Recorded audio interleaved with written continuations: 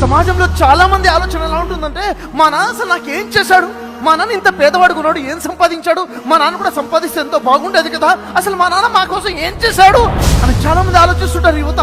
అలాంటి వారికి తెలుసుకోవాల్సిన విషయం ఏంటి తెలుసా? నాన్న నీకేం చేశాడు? నీ మీద ప్రతి అడుగడుగున డబ్బులు ఖర్చు పెడితే కానీ నువ్వు నీ స్థాయికి రాలేదు. నువ్వు మీ అమ్మ గర్భంలో పడ్డావో లేదో తెలుసుకోవడం కోసము, మీ అమ్మాయి యొక్క ప్రెగ్నెన్సీ టెస్ట్ చేయడం కోసము 50-100 రూపాయలు ఖర్చు పెట్టాడే. అక్కడ నుంచి మొదలైంది నీ మీద ఖర్చు పెట్టడం. నువ్వు పుట్టిన మొదటి రోజు నుంచే నీ మీద ఖర్చు మొదలైపోయింది. నువ్వు వయసు ఎదుగుతుందంటే నీ నాన్న బాధ్యతలు కూడా పెరుగుతూ వచ్చేసాయి. నువ్వు పుట్టినప్పటి నుంచి నువ్వు పెళ్ళిడు వచ్చేంతవరకు నీ మీద పెట్టుబడి పెట్టిన ప్రతి రూపాయిని కూడా కూడబెడితే ఎప్పుడో మీ నాన్న కోటీశ్వరుడు అయిపోయేవాడు. మీ నాన్న పేదవాడే. ఎందుకో తెలుసా? నీ మీద ఖర్చు పెట్టాడు కాబట్టి. నీ మీద ఖర్చు పెట్టకుండా ప్రతి రూపాయి దోచుకుంటూ వస్తే ఈ రోజు భూమి మీద ఉన్న ప్రతి పేద తండ్రి కూడా కోటీశ్వరుడుగా నిలబడతాడు. దయచేసి అమ్మ నాన్న బ్రతికున్నారు అంటే చాలా అదృష్టం. వారి విలువ నువ్వు తెలుసుకున్నావు అంటే మహా అదృష్టం. వారికి సేవ చేయడం మొదలుపెట్టు. అమ్మ నాన్నకి వ్యతిరేకంగా మాట్లాడబాకు. అమ్మ నాన్నకి వ్యతిరేకంగా అంటే కూడా మహా పాపం.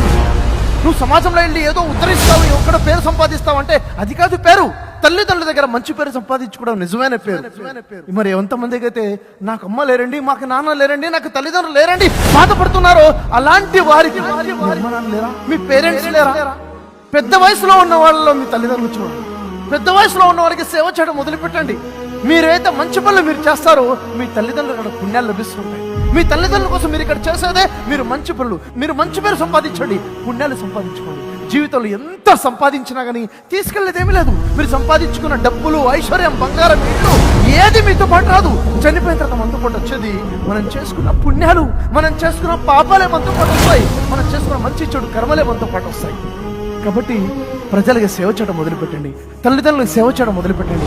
ప్రతిరోజు కూడా పేరెంట్స్ వాల్యూ తెలుసుకొని జీవితం గడపడమే నిజమైన పిల్లలుగా మన యొక్క బాధ్యత. కాబట్టి